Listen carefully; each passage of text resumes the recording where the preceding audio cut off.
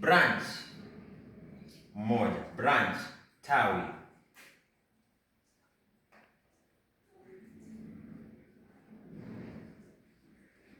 Kumbuka branch, umoja, tawi. Lakini yakiwa zaidi, tawi moja, matawi mengi, tutasema jina linabadilika, branches, matawi. Kisha leaves, majani.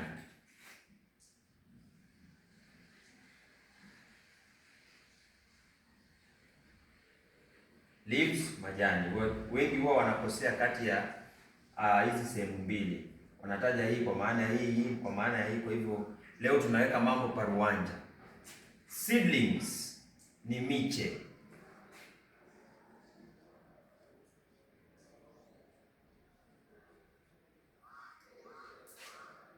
Chlorophyll ambayo Kiingereza kinasema the green coloring matter, Kiingereza, Kizungu green coloring matter, ile ambayo tulisoma katika biolojia na mambo ya sayansi, tunaita katika lugha ya Kiswahili umbijani.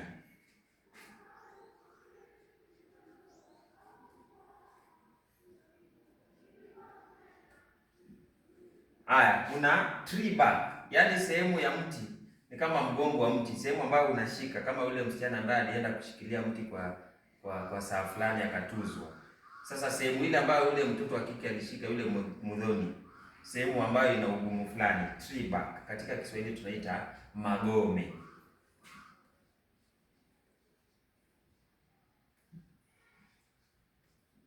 Magome. Kumbuka kama ni umoja ni gome, wingi magome. Kwa hivyo nimesema tree bark. Najua wale ambao huwa wanapenda kuchanganya mambo watasema umeandika hii na hii. Tree bark, gome kwa umoja, magome kwa wingi. Roots, mizizi.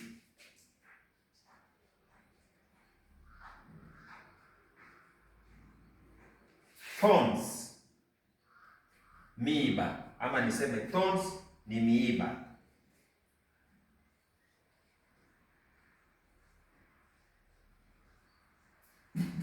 Umoja, mwiba. Thorn, mwiba. Wingi, miiba. Mwiba huu, miiba hii, ngeli ya ui.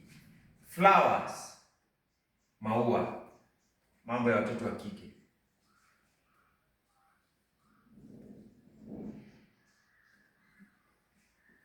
Fruit, ile ambayo ililiwa katika shamba la Edeni. Fruit tunaita tunda.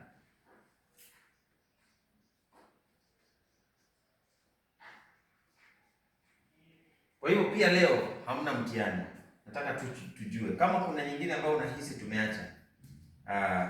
Kama kawaida, tuma pale katika sehemu ya maoni ili tuweze kufundishika, kufunzana, kujifundisha. Hadi wakati huo sina la ziada. Tafadhali follow, like, share, comment. Nataka tufike 10,000 kwa haraka sana. Kwa hivyo mambo mazuri tu. Nyinyi ni wa nguvu siku zote na nawashukuru sana kwa kunitazama. Hadi wakati mwingine, shabash.